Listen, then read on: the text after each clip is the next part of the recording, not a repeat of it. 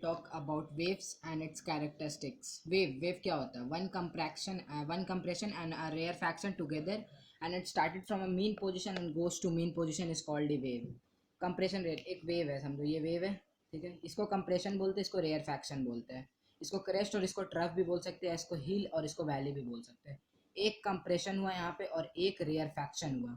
ये mean position होता है, ये जो होता है ना ये मीन पोजीशन होता है, मीन पोजीशन. एक वेव जो होता है वो स्टार्ट भी मीन पोजीशन से होता है और एंड भी मीन पोजीशन से होता है, और वो कंपोज किसको करता है? एक कंप्रेशन को और एक रेयर फैक्शन को. तो हम बोल सकते हैं कि one compression and a rarefaction which started from mean position and goes to mean position is called a wave. तो यहाँ से यहाँ तक एक वेव है, ठीक है, इसको वेव है. अब इसका कैरेक्टरिस्टिक्स का बात आता है. इसको कंप्रेशन बोलते हैं, इसको रेयर फैक्शन बोलते हैं, क्रेस्ट और ट्रफ भी बोल सकते हैं इसको. अब इसका कैरेक्टरिस्टिक्स का बात आता है. एम्पलीट्यूड किसको बोलते हैं? The maximum displacement of the waves from its mean position to extreme position. Mean position ये हुआ, एक्सट्रीम पोजीशन जहाँ तक ये एक्सटेंड है, ठीक है.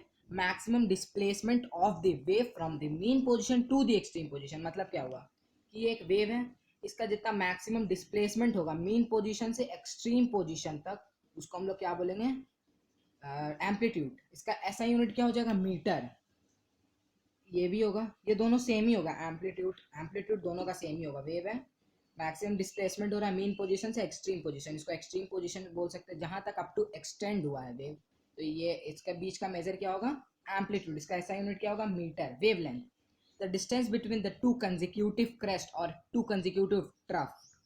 क्रेस्ट कंप्रेशन पहले ही बात कर चुके हैं कि क्रेस्ट को कंप्रेशन भी बोल सकते हैं और ट्रफ को रेयर फैक्शन भी बोलते हैं. तो दो कंसेक्यूटिव मतलब एक छोड़ के, यहाँ से यहाँ तक का डिस्टेंस जो होगा, यहाँ से यहाँ तक का डिस्टेंस को हम लोग क्या बोलेंगे? वेवलेंथ. और यहाँ से यहाँ तक का डिस्टेंस को भी बोल सकते हैं वेवलेंथ. दो कंसेक्यूटिव क्रेस्ट और दो कंसेक्यूटिव ट्रफ का वेवलेंथ को हम लोग का डिस्टेंस को क्या बोल सकते हैं हम लोग? वेवलेंथ. ये किससे डिनोट होता है? ये डिनोट होता है इस साइन से, जैसे यहाँ पे बना है. और इसको क्या बोलते हैं पता है? लैम्डा बोलते हैं. LAMBDA, लैम्डा बोलते हैं इसको. लैम्डा. फ्रीक्वेंसी क्या होता है? The number of oscillation in 1 second is termed as a frequency. The number of waves मतलब जितना भी नंबर ऑफ वेव्स हो रहा है एक सेकंड में, उसको क्या बोलेंगे हम लोग? फ्रीक्वेंसी. जैसे उसका फॉर्मूला होता है, फ्रीक्वेंसी को हम लोग डिनोट किससे करते हैं? इससे, इस साइन से. इसको हम लोग क्या बोलते हैं? म्यू. इसको बोलते हैं म्यू, ठीक है. V nu is equals to 1/t. ये इसका फॉर्मूला. कैसे डिराइव और डिराइव देखो. अगर टी टाइम्स में एक ऑक्सीलेशन हो रहा है, टी टाइम मतलब अगर समझ लोगे टी सेकंड में एक ऑक्सीलेशन हो रहा है, तो एक सेकंड में कितना ऑक्सीलेशन होगा? 1/t होगा. 1/t यूनिटरी मेथड है, साफ है. अगर टी टाइम्स में एक ऑक्सीलेशन हो रहा है तो अगर टी सेकंड्स में एक ऑक्सीलेशन है तो एक सेकंड में कितना ऑक्सीलेशन होगा? 1/t. तो एक सेकंड के बदले न्यू लिख दिए नंबर ऑफ ऑक्सीलेशन, क्योंकि फ्रीक्वेंसी है, फ्रीक्वेंसी वही निकाल रहा है इसमें, तो यहाँ पे न्यू लिख सकते हैं. तो ये साफ लिख सकते हैं, new is equals to 1/t. अब आते हैं टाइम पीरियड पे. आते हैं. टाइम पीरियड क्या होता है? The time taken to complete one vibration is term as its time period. मतलब जितना भी टाइम लगा हो एक वाइब्रेशन को कंप्लीट करने के लिए, उसको हम लोग क्या बोलते हैं? Time period. अभी न्यू से क्या डिराइव हुआ था? Nu is equals to 1/t. तो टी इधर आ गया, टी इज इक्वल्स टू 1/न्यू बोल सकते हैं. बस वहीं से इसका फॉर्मूला डिराइव हुआ है.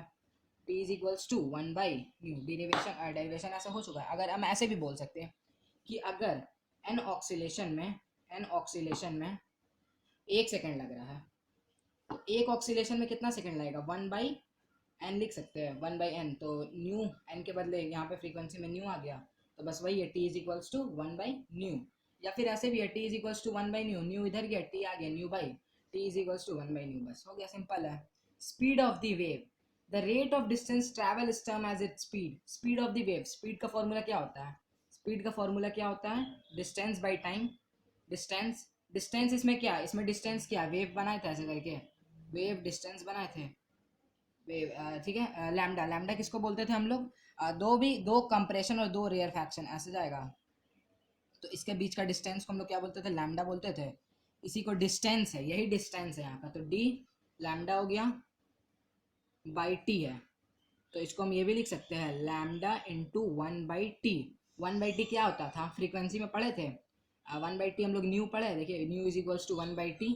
तो लैम्डा इंटू न्यू या फिर लैम्डा न्यू, ये क्या निकालता है, स्पीड, यहाँ से डिराइव हो गया, एक बार और समझा देते इसको। T, speed of the wave क्या होता है, speed of the wave distance by time होता है, नॉर्मल स्पीड का फॉर्मूला है तो सब जानते हैं। डिस्टेंस क्या है इसमें, distance between the to consecutive crest और ट्रफ। तो टू कंजिक्यूटिव क्रेस्ट को हम लोग क्या बोलते थे, वेवलेंथ। वेवलेंथ को डिनोट किससे करते थे, लैम्डा से। तो इसी को हम लोग डिस्टेंस के बदले लिख सकते हैं रिप्लेस करके, तो डिस्टेंस को रिप्लेस करके लिख दिया। 1/t, 1/t हमको क्या देता है कि number of oscillation in 1 second देता है। तो number of oscillation in 1 second को क्या बोलते थे, फ्रीक्वेंसी।